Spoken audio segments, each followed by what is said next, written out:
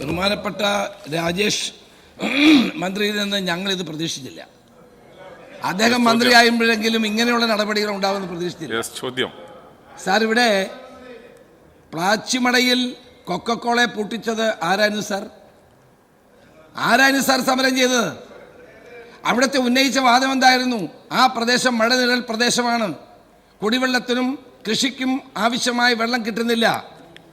അത് പറഞ്ഞ് സമരം ചെയ്ത ആളുകൾക്ക് എന്ത് വാശിയാണിപ്പം?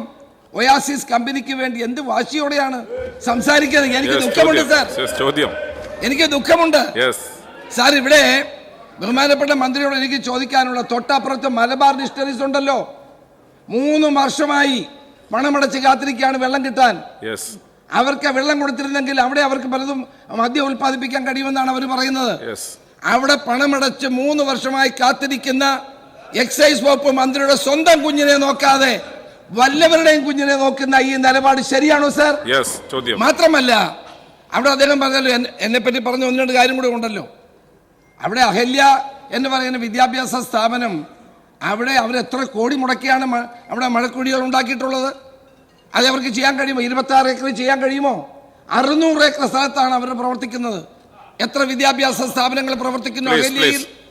26 ഏക്കർ ഉള്ള ഈ സ്ഥലത്ത്, അതും നിരവധി ഏക്കറുകൾ ഇനിയും കൺവെർട്ട് ചെയ്യണം, ഭൂമിയായി കൺവെർട്ട് ചെയ്യണം, ഭൂപരിഷ്കരണ നിയമത്തെ ലംഘിക്കണം. അതോടൊപ്പം അങ്ങനെയുള്ള ഒരു സ്ഥലത്ത് ഇവിടെ വെള്ളം കൊടുക്കുമെന്നാണ് പറയുന്നത്. സാർ, ഹൈക്കോടതിയുടെ ഒരു വിധിയുണ്ട്, ഞാൻ അവസാനിപ്പിക്കാം. ഹൈക്കോടതിയുടെ വിധിയുണ്ട്, പാലക്കാട്ടെ കർഷകർക്ക് വെള്ളം കൊടുത്തിട്ട് മാത്രമേ വ്യവസായ ആവശ്യങ്ങൾക്ക് വെള്ളം കൊടുക്കാവൂ എന്ന്.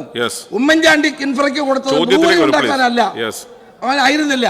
എന്റെ ചോദ്യം, ഏറ്റവും കൂടുതൽ ജനങ്ങൾ അവിടുത്തെ പാലക്കാട്ടെ കർഷകരും സാധാരണക്കാരും കുടിവെള്ളത്തിനും കൃഷിയുടെ ആവശ്യത്തിനും വേണ്ടി, വെള്ളത്തിനു വേണ്ടി ദാഹിക്കുമ്പോൾ ഇത്ര നിർബന്ധം എന്തിനാണ് ഗവൺമെന്റിന് ഒയാസിസ് കമ്പനിയെ ക്ഷണിച്ചുകൊണ്ട് വന്ന് 6 മദ്യ പ്ലാന്റുകൾ ആരംഭിക്കാനുള്ളതാണ്? ഈ മുതിർന്ന അംഗങ്ങൾ തന്നെ ചോദ്യം സ്റ്റേറ്റ്മെന്റ് ആക്കിയാൽ ചെയർ എന്ത് ചെയ്യും? ബഹുമാനപ്പെട്ട മിനിസ്റ്റർ. സർ, ആദ്യം അദ്ദേഹം കൊക്കക്കോളയെ കുറിച്ചും പ്ലാച്ചിമടയെ കുറിച്ചും, ഞാൻ അങ്ങനെക്കുറിച്ച് നല്ലത് മാത്രമേ പറഞ്ഞിട്ടുള്ളൂ, എപ്പോഴും അങ്ങനെ പറയുകയുള്ളൂ. അപ്പോൾ അദ്ദേഹം കൊക്കക്കോളയെ കുറിച്ച് ഇവിടെ പറയണ്ടായി. സാർ, കൊക്കക്കോള കൂട്ടിച്ചത് ഞങ്ങൾ തന്നെയാണ്. അങ്ങക്ക് അതിലൊരു പങ്കുമില്ലാത്തത് കൊണ്ട്, കോൺഗ്രസിനോ നിങ്ങൾക്കോ ആർക്കും പങ്കില്ലാത്തതുകൊണ്ട് എന്തുകൊണ്ടാണ് സമരം നടത്തിയതെന്ന് അങ്ങക്ക് അറിയാത്തതാണ്. ഈ സഭയിൽ എന്നോടൊപ്പമുള്ള ആലത്തൂർ അംഗം ശ്രീ KD പ്രസേനൻ സെക്രട്ടറിയും ഞാൻ പ്രസിഡന്റുമായ DYFIയുടെ ജില്ലാ കമ്മിറ്റിയാണ്. അന്ന് ഞാനതിൻ്റെ ജില്ലാ പ്രസിഡന്റാണ് ആ സമരത്തിന് നേതൃത്വം കൊടുത്തത്. ആ സമരം VS ഉൾപ്പെടെയുള്ള ആളുകളുണ്ട്. അത് നിങ്ങൾക്ക് അതിനെക്കുറിച്ച് ധാരണയില്ല, അതുകൊണ്ടാണ്. ഞങ്ങളൊക്കെ കേസിലെ പ്രതികളാണ്, കേസിൽ പ്രതികളായിട്ടുള്ളവരാണ്. അപ്പോൾ അദ്ദേഹത്തിൻ്റെ നാട്ടിലാണ്, ശ്രീ ബഹുമാനായിട്ടുള്ള മന്ത്രി ശ്രീ K കൃഷ്ണൻകുട്ടി അദ്ദേഹത്തിൻ്റെ നാട്ടിലാണ്. അപ്പം ഞങ്ങളെല്ലാം അതിൽ ഉൾപ്പെട്ടിട്ടുള്ള ആൾക്കാരാണ്. ആ സമരം 100% ശരിയായിരുന്നു. കാരണം മഴനിഴൽ പ്രദേശമായതുകൊണ്ടല്ല, ഒന്ന് ഭൂഗർഭ ജലചൂഷണത്തിനെതിരായിട്ടാണ് അവിടുത്തെ സമരം. ഭൂഗർഭ ജലചൂഷണം, ഗണ്യമായ ഭൂഗർഭ ജലചൂഷണം നടത്തിയ ആ പ്രദേശം തരിശാക്കി. 2 കാഡ്മിയം ഉൾപ്പെടെയുള്ളവ ഈ പുറന്തള്ളി അത് ജലസ്രോതസ്സുകളെ മലിനമാക്കി. 2 വിഷയമായിരുന്നു, ഒന്ന് ഭൂഗർഭ ജലചൂഷണം, 2 ജലസ്രോതസ്സുകളുടെ മലിനീകരണം. അതിനെതിരായിട്ടാണ് സമരം നടത്തിയതും പൂട്ടിച്ചതും.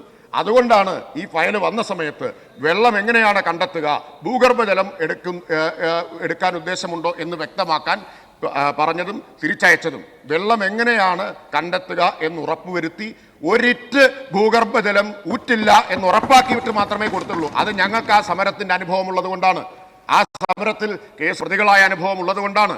അപ്പം അതുകൊണ്ട് അങ്ങയുടെ ആ ആശങ്ക ശരിയായിട്ടുള്ളതല്ല. പിന്നെ അദ്ദേഹം പറഞ്ഞത് മഴവെള്ള സംഭരണത്തിൻ്റെ, അഹല്യയുടെ കാര്യം പറഞ്ഞു. അഹല്യയിൽ 15 മഴവെള്ള സംഭരണികളുണ്ട്. അവർ പൂർണ്ണമായി വെള്ളത്തിൻ്റെ എല്ലാ ആവശ്യവും നിറവേറ്റുന്നത് അതിൽ നിന്നാണ്. അവർ വാട്ടർ അതോറിറ്റിയുടെ കണക്ഷൻ ഇല്ല, മറ്റ് യാതൊരു സ്രോതസ്സുകളുമില്ല, ഇതിൽ നിന്ന് മാത്രമാണ്.